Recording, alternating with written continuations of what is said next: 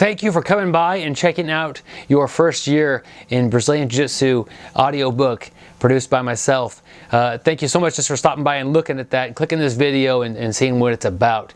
Really, my goal in the first year is to have you get through it and be happy with where your Jiu-Jitsu is and where it's going. That first year is probably the toughest year for anybody that starts Jiu-Jitsu. You've got to incorporate into your real life. You've got to find a schedule that works for you.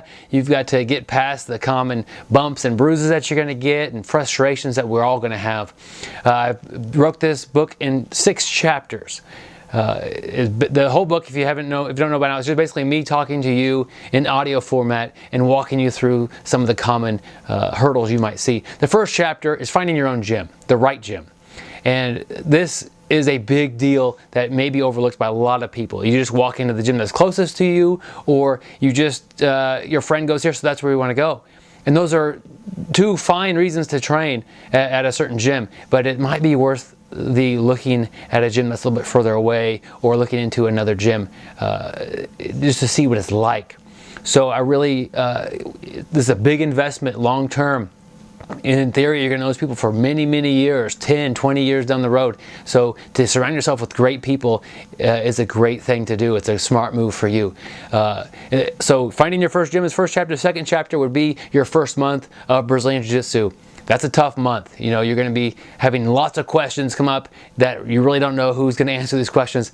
I hope to help you get you through this first month and get your training off to a good start. The problem with a lot of gyms is there's no real introductory class, and that's fine, but it makes it tough for the early students to really get going. You might come in the first day and they're learning a pretty complicated technique, and you can't really teach. It's like a classroom that has kindergarten through high school in it. You can't always teach to the kindergarten students, but you have to have them covered as well. The high school kids, you know, what they're learning isn't really appropriate for what the middle school or grade school kids are learning. But that's what a lot of the formats of the Jiu-Jitsu class. So how to get you through that first month, how to get you going the right way, get you past some of those frustrations. I really think that the first day of your class, one of the most important things to do is to make a friend. That makes going back a second time a lot easier. So just the social dynamic of Jiu-Jitsu is a big thing I talk about. The third chapter is benefits of Jiu-Jitsu. I think this is important to realize to help keep you on the mat long term. What got you in to going to Jiu-Jitsu in the first place? Was it to get in shape, learn how to defend yourself, just a little time after work, maybe you just a passing interest you had, you watched a little MMA and you thought this might be a fun activity to do. I don't know what got you in the door to begin with, but that might not keep you there throughout the first year. So I need to really highlight the benefits of what this is doing for your life and what this is going to be providing years down the road. And so when you get frustrated, well, my Jiu-Jitsu really isn't getting much better, but you're going to realize that, yeah, I'm staying in great shape, or I'm getting in great shape, or I've made so many great friends and this is fun to go here. Although this month my Jiu-Jitsu may not have gotten a ton better, my friendships have gotten stronger, and these people are somebody who I really enjoy hanging out with. So there's a lot of benefits that I really want to highlight to you, I think is a good motivating factor during your first year of training. Chapter 4 is over an hour long, and I think that this is one of the common pitfalls that people run into their first year is they don't know what to do as far as techniques and positions. You'll see these other white belts doing stuff that's really complicated to you, and it's, oh, I gotta learn that, and all this crazy stuff. I try to break it down as simple as possible. I give you a couple of suggestions from each position. I break down the basic positions in which you should be doing from them. That way, you know what's not wrong to do.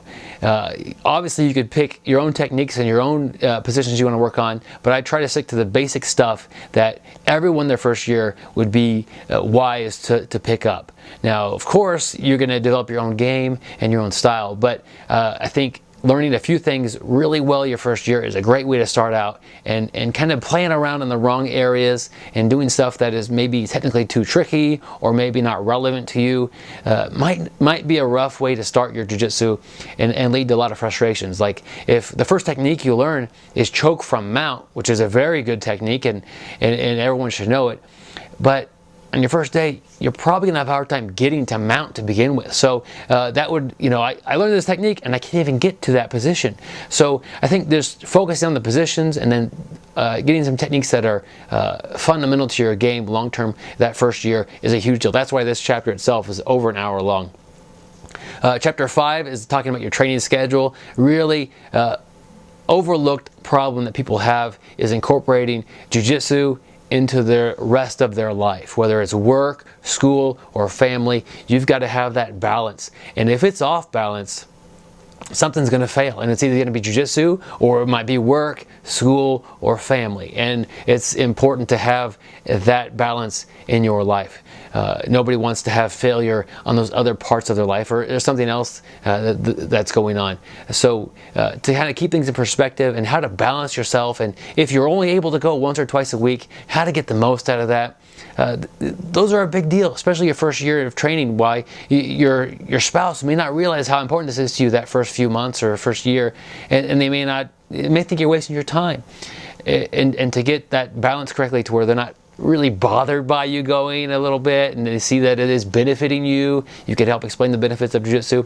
The last chapter in this book, it may not be for everybody. It's about tournaments, and whether you compete your first year or not doesn't really matter to me. It shouldn't really matter to anybody else but you. But if you want to compete, I do have some tips for you to help you have success, to do the best that you can, and have an enjoyable experience regardless of what happens. Something that people don't realize: when you go compete, whether you win or you lose, half the equation is on the other side of the mat from you.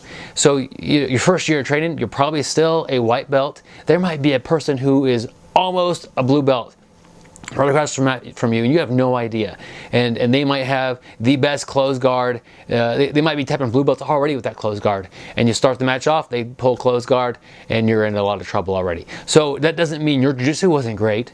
That just means that was a poor matchup for you, and your whole year of training up until that was also fine and adequate, but it just didn't match up well with somebody else. So when you compete, it's not just you if you lose.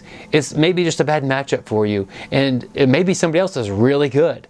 So it doesn't really, I think sometimes, a lot of times, competition is frustrating for people, and a lot of times it's very rewarding for people. So if you want to compete, I certainly urge you to do that early on. That's great too. You know, it really might be a great motivating factor.